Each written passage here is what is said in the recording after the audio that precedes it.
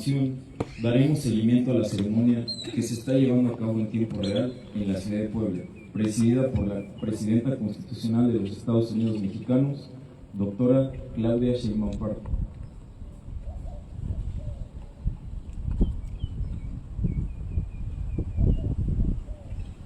Con el propósito de imponer una monarquía extranjera. Los conservadores rechazaban el orden instituido por el gobierno de la República, un orden centrado en el pueblo y la soberanía nacional. La República Política buscaba erradicar los privilegios del pasado colonial. Los liberales intentaban reorganizar el Estado mexicano bajo los principios de igualdad y justicia social. Quiero destacar la valiosa aportación de los liberales de la Sierra de Puebla, los hijos de las montañas. El 6º Batallón fue integrado por 6 compañías de infantería, 4 de Tetela de Ocampo, 1 de Xochapulco y 1 de Zacapuaxtla, comandadas por Juan Nepomuceno Méndez, Juan Crisóstomo Bonilla y Juan Francisco Lucas, con ideales liberales. El propio general Ignacio Zaragoza se dirigió a los integrantes del 6º Batallón de la Guardia Nacional de la siguiente manera: valientes hijos de las montañas, los que aman a vuestra patria triunfan. Tengan fe, pues la patria os asiste. Pelearemos contra el que se osa llamar el primer ejército del mundo. Sin embargo, como ya lo he dicho, vosotros sois de los primeros hijos de México. Sin duda, la figura del general Ignacio Zaragoza al mando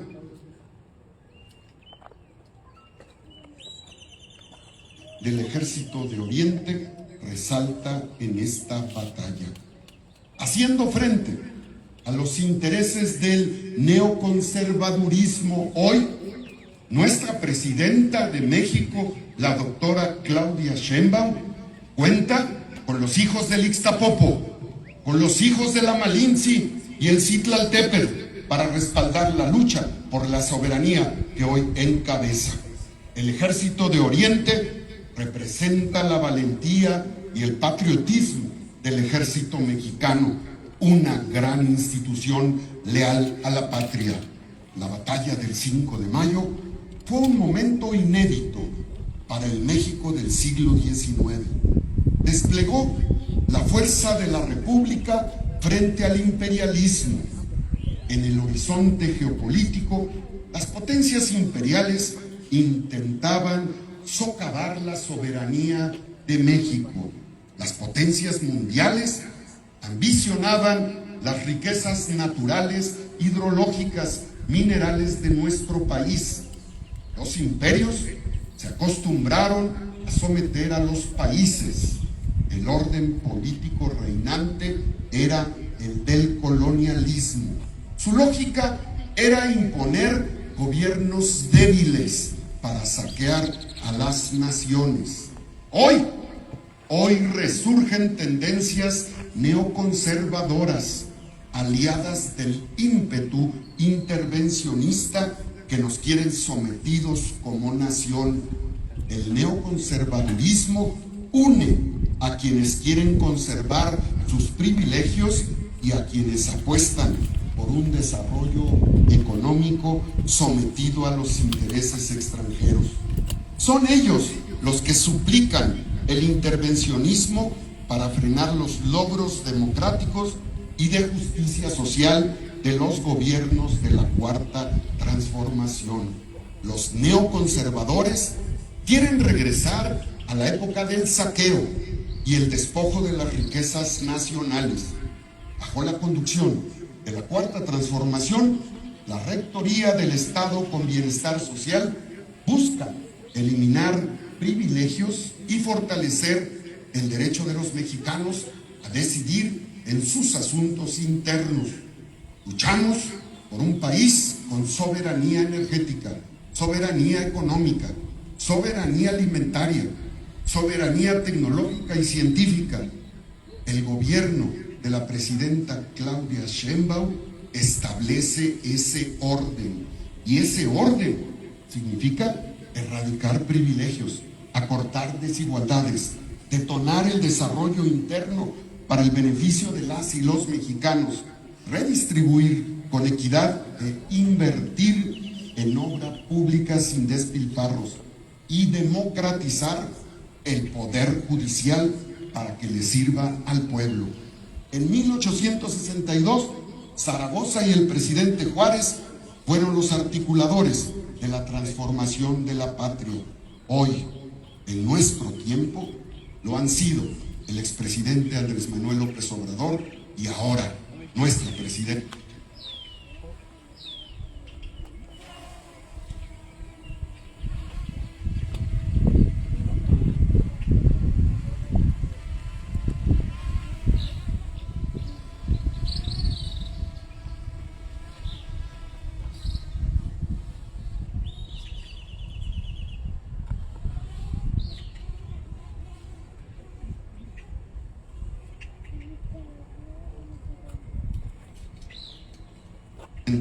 De México. En Puebla seguimos la directriz de la doctora Claudia Sheinbaum, basada en los principios de la Cuarta Transformación, de la visión soberana de la Constitución de 1857 que defendió el presidente Juárez y que logró romper con las estructuras del poder y erradicar los privilegios del conservadurismo de la época. Hoy vivimos ya el segundo piso de la Cuarta Transformación en México y en Puebla, siempre de la mano de la presidenta Claudia Sheinbaum. Que viva la Cuarta Transformación de la vida política del país, que viva México, que viva la soberanía de la patria, que viva Puebla. Muchas gracias.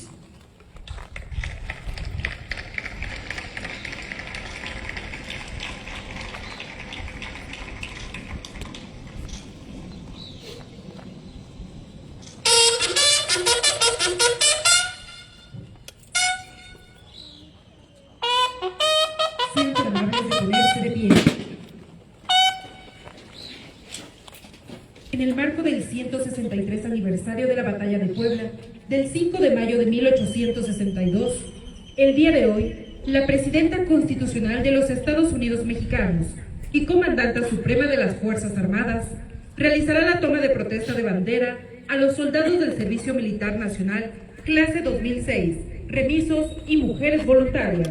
Simultáneamente, a través de la red digital, la Presidenta de México realizará la toma de protesta de bandera a los 37.442 soldados del Servicio Militar Nacional, clase 2006, remisos y mujeres voluntarias, que se encuentran distribuidos en los 168 centros de adiestramiento en el resto del país. Se hace una respetuosa invitación a la Presidenta de México y a los secretarios de la Defensa Nacional y de Marina a trasladarse al templete ubicado frente a la línea de honor para llevar a cabo la toma de protesta de bandera.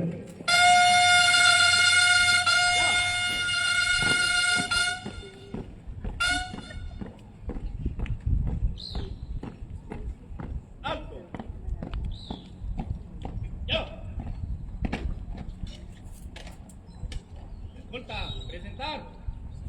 Ya.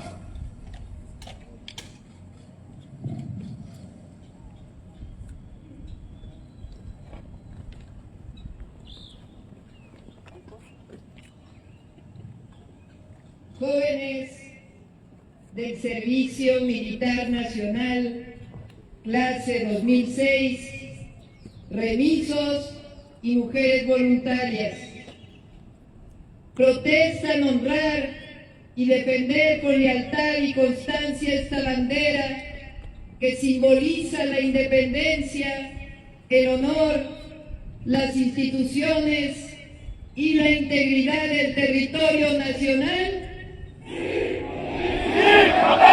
Si no lo hicieran así, que la nación y el pueblo se los demanden.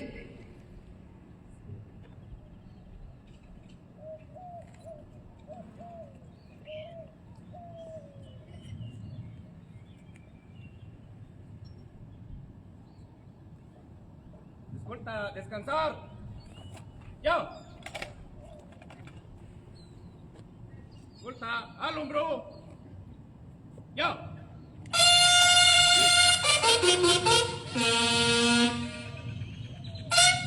Paso redoblado. Escuchemos el mensaje que dirige la doctora Claudia Sheinbaum Pardo, presidenta constitucional de los Estados Unidos Mexicanos y comandante suprema de las Fuerzas Armadas. Se les invita a tomar asiento. Conversión a la derecha. Ya.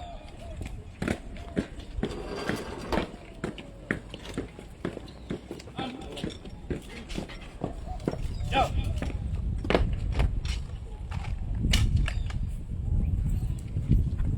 Mexicanas y mexicanos, miembros de las Fuerzas Armadas, presidentes de la mesa directiva de la Cámara de Diputados y del Senado de la República, compañeras y compañeros.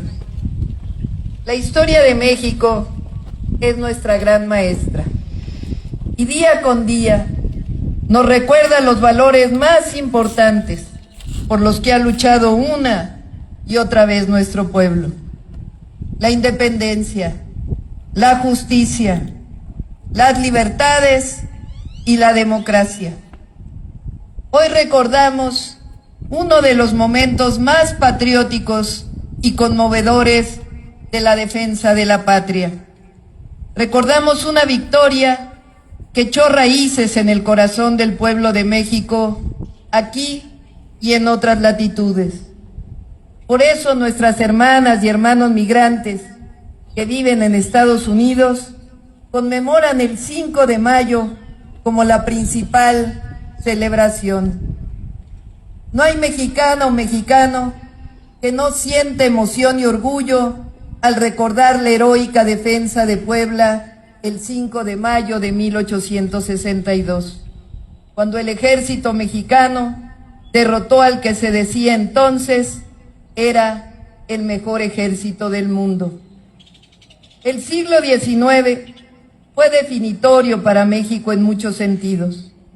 Aunque desde 1810 el pueblo de México había decidido ser un país independiente, a mediados del siglo XIX, los conservadores de entonces buscaban que un rey europeo viniera a gobernarnos. Los conservadores de entonces se resistían a adoptar la Constitución de 1857 y las leyes de reforma, porque su promulgación representaba el triunfo del bienestar común por encima de los privilegios, la victoria del derecho por encima del abuso, representaba el triunfo de la democracia por encima de la monarquía, representaba la constitución de un Estado civil y la defensa de la justicia para todas y para todos y la igualdad. Los conservadores, traicionando a su patria, fueron a buscar un monarca al extranjero. Su proyecto político había sido derrotado por los liberales y por el pueblo de México, encabezados por Benito Juárez García.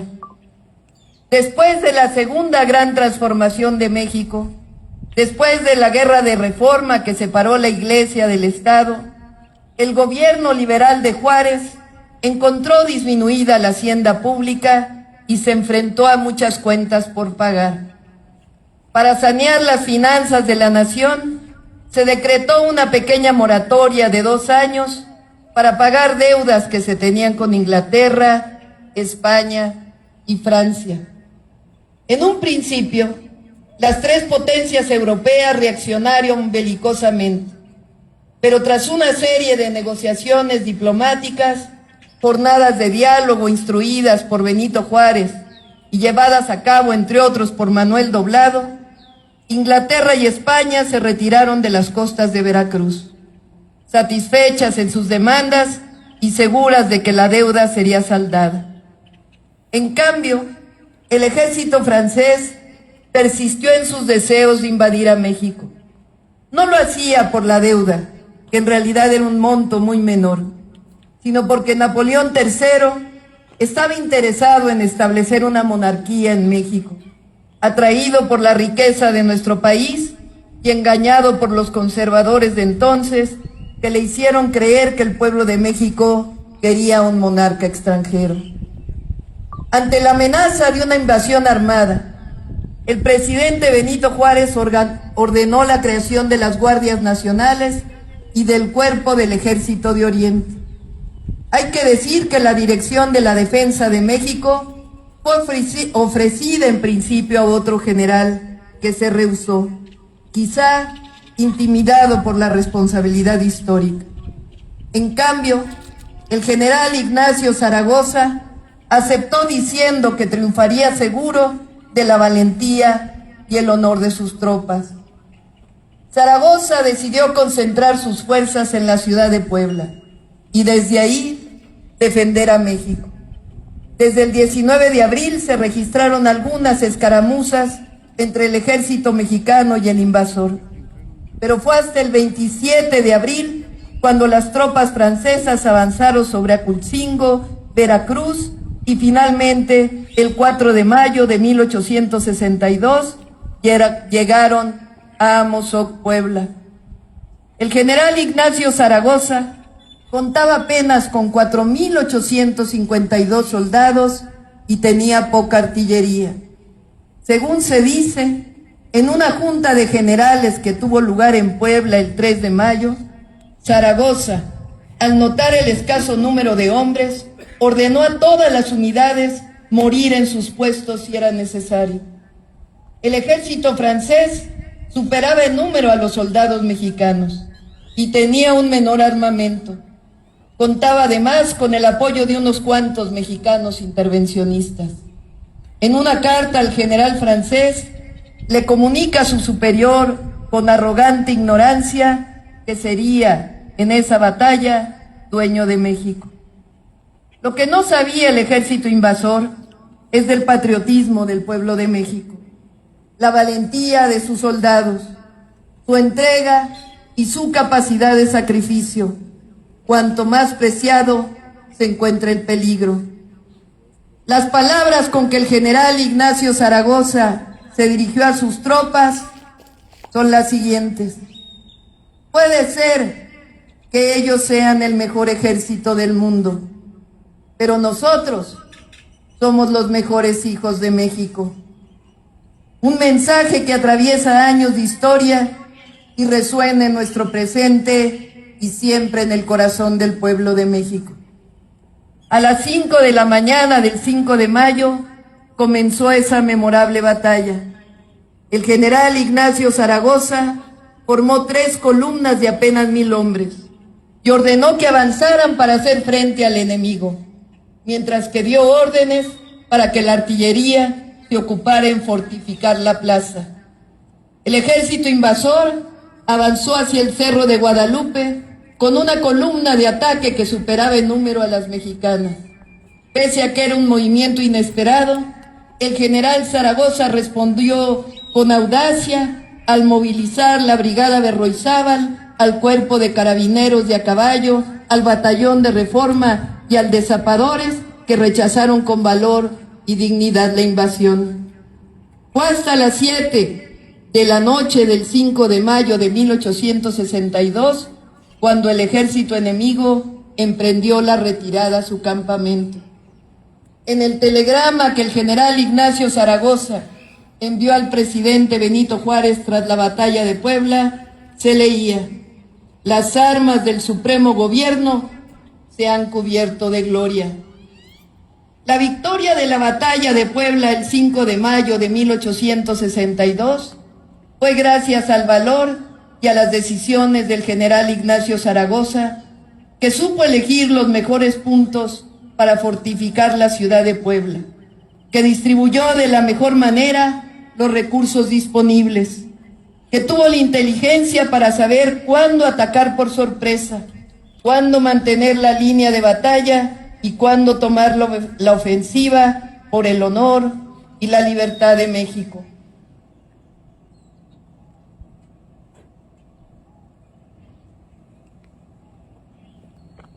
Pero también debemos este triunfo a las y los combatientes, a los soldados del Cuerpo del Ejército de Oriente, que no dudaron un momento en ofrecer sus vidas por mantener la independencia de la nación.